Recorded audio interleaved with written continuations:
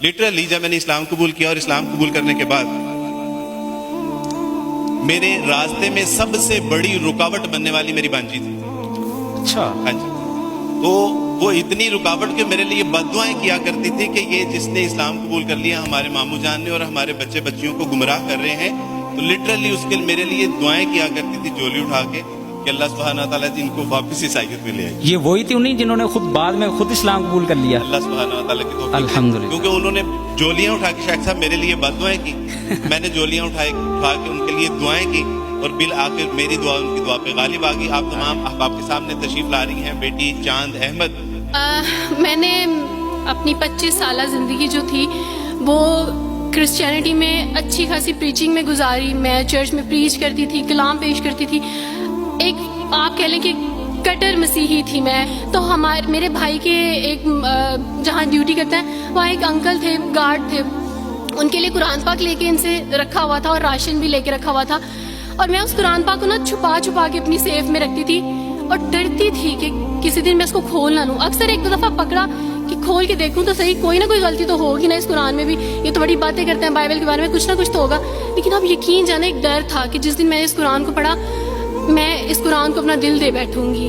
और वही हुआ कि जब मैंने कुरान पढ़ा तो मैं इस पर ईमान लाए बगैर नहीं रह सकी। एक रात वारिस मामू को कॉल की और उनसे कहा कि 2 बजे का लगभग टाइम था और इनसे कहा कि वारिस मामू मुझे आपसे ज़रूरी बात करनी है। तो इन्होंने कहा कि क्या बात है बेटी, कोई ज़िंदगी मौत की बात है? तो मैंने कहा कि ऐसे ही समझ लें, मैं रो रही थी।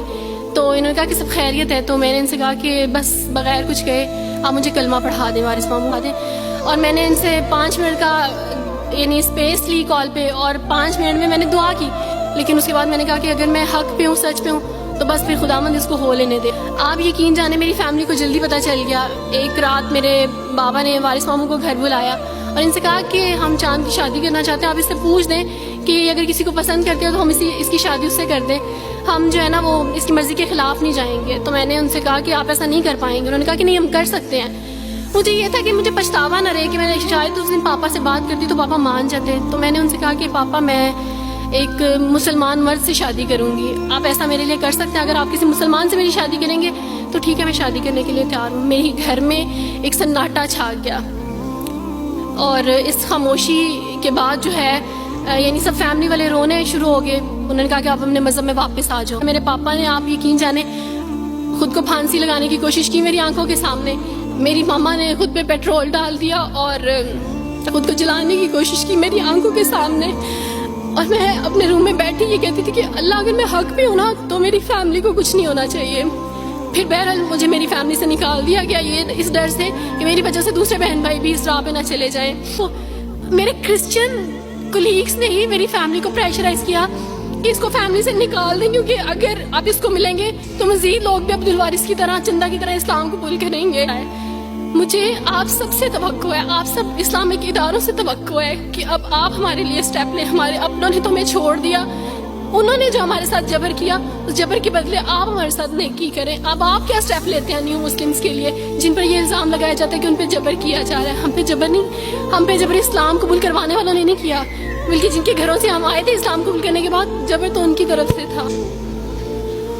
तुम मुवाहिद है मेरी बहन और मेरे दोस्त, you are a monotheist, the last article of God on this planet. आखिरी दलील है तू इस दुनिया के अंदर। ले अल्लाह यकून लिन्नासी अलल्लाहि हुज्जतुन बाद रुsul, तू आखिरी हुज्जत है इस दुनिया के अंदर, तेरे बाद अंधेरे हैं सिर्फ। लपेट देगा अल्लाह इस कायनात को जिस दिन मुसलमान खत्म हो जाएगा।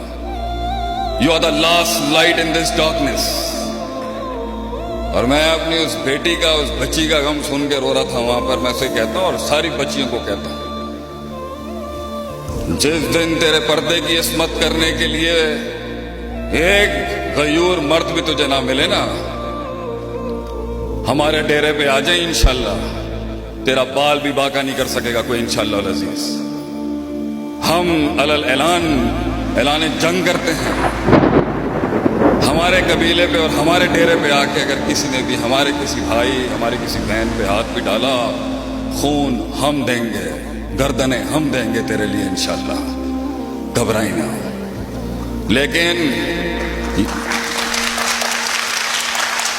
लेकिन दिस इज योर वॉक. मैंने अपनी जिंदगी में गिले नहीं किए कभी. जंगें लड़ी हैं, तनकीदों के बाजार देखे हैं, दुश्मनियां की हैं, दुश्मनियां की गई हैं हमारे साथ. सफर तेरा भी मुश्किल है, हर इंसान का सफर मुश्किल है. अम हसिबतुम अन तदखुलल जन्नत वलम्मा यातिकुम मसलुल लज़ीना खलौ मिन क़ब्लिकुम. क्या गुमान किया है तूने ऐ मर्द मोमिन कि तू जन्नत में दाखिल हो जाएगा ऐसे ही? वलम्मा यातिकुम मसलुल लज़ीना खलौ मिन क़ब्लिकुम, और तुझे उन आग के दरियाओं से गुजारा नहीं जाएगा जिससे मैंने कौमें गुजार दी पीछे. मस्सतहुमुल बासा वज़र्रा वज़ुल्ज़िलू, ज़लज़ले भेजती हैं उनके ईमान को चेक करने के लिए कि दम कितना है इसके अंदर.